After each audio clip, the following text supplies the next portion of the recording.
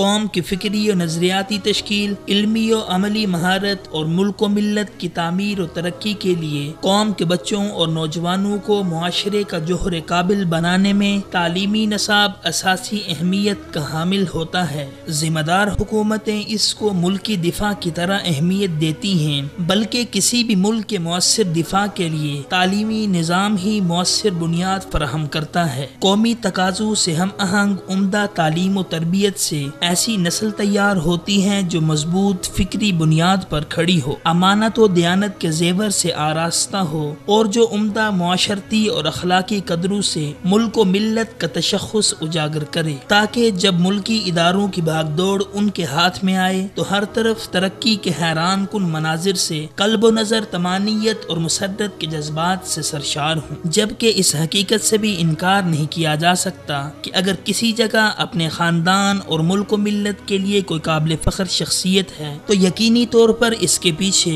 بہتر تعلیم و تربیت کی جدوجہد کار فرما ہے کہ رب کائنات نے اس دنیا کو دارالاسباب بنایا ہے۔ جس طرح کا طرز عمل ہوتا ہے اسی کے مطابق نتائج سامنے آتے ہیں، جبکہ یہ بھی حقیقت ہے کہ دنیا کی ہر قوم اور ہر ریاست تعلیم کو ترجیحی طور پر سب سے زیادہ اہمیت دیتی ہے، کیونکہ قومی تشخص اور ملکی بقا کا دار و مدار بھی اسی تعلیم پر ہے۔ دیکھا جائے تو ہمارا ملک بھی اپنی 70 سالہ زندگی میں جہاں سیاسی ابتری کا شکار رہا ہے، وہیں تعلیم کی طرف بھی وقتاً فوقتاً بننے والی حکومتوں نے ہمیشہ غفلت برتی ہے اور اس اہم قومی فریضے کی طرف خاطر خواہ توجہ نہیں دی گئی۔ یہی وجہ ہے کہ اس وقت ملک میں مختلف انداز فکر کے حامل سرکاری اور غیر سرکاری تعلیمی ادارے سرگرم عمل ہیں، بیک وقت مختلف نظامہائے تعلیم رائج ہیں جو فرد اور معاشرے کو مضبوط اخلاقی، دینی اور عملی بنیادوں پر اٹھانے، قومی تشخص اجاگر کرنے اور متعین مقاصد پر توجہ مرکوز کرنے کے بجائے الگ الگ اہداف کے لیے کام کر رہے ہیں، جبکہ ریاستی سطح پر بظاہر کوئی ایسی مشنری بھی موجود نہیں ہے جو ان اداروں کی سرگرمیوں اور حاصل ہونے والے نتائج پر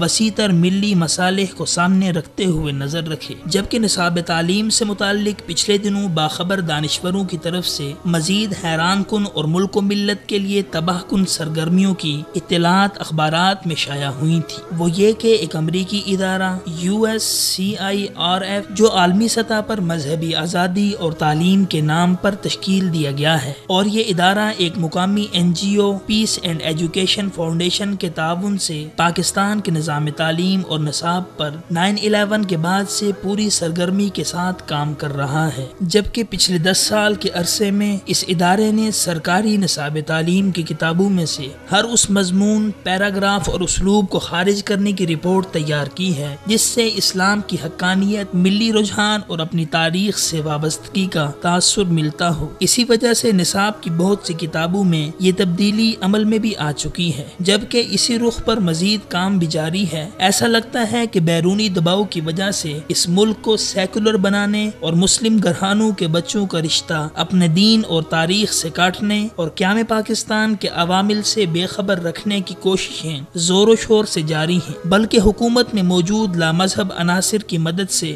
اس میں خاصی حد تک پیش رفت بھی ہو چکی ہے۔ جبکہ اس حقیقت سے بھی انکار نہیں کیا جا سکتا کہ سرکاری نصاب سے اسلامی عقائد، اسلامی تاریخ، مسلم شخصیات اور ماضی میں اسلام اور کفر کی مارکہ آرائی کو نصاب سے نکالنے کی یہ تحریک بڑی رازداری کے ساتھ مؤثر منصوبہ بندی سے سرگرم عمل ہے۔ یقیناً یہ تحریک ملک و ملت کے لیے ایٹم بم سے زیادہ تباہ کن ہے، اور اگر فوری طور پر اس کا سدباب نہ کیا گیا تو صورتحال قابو میں نہیں رہے گی۔ لہٰذا ہمارے دینی اور سیاسی قائدین، دین حق کے علمبردار اور ملک و قوم کے مخلص باشندگان کو اپنے اولاد کو دین سے بیگانہ کرنے، ضمیر فروش بنانے اور عالم کفر کا تابع محمل بنانے کی ان مکروہ تحریکات کے خلاف سوچنا ہوگا۔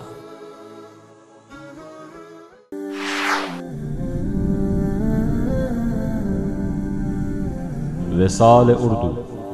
حق کا راہی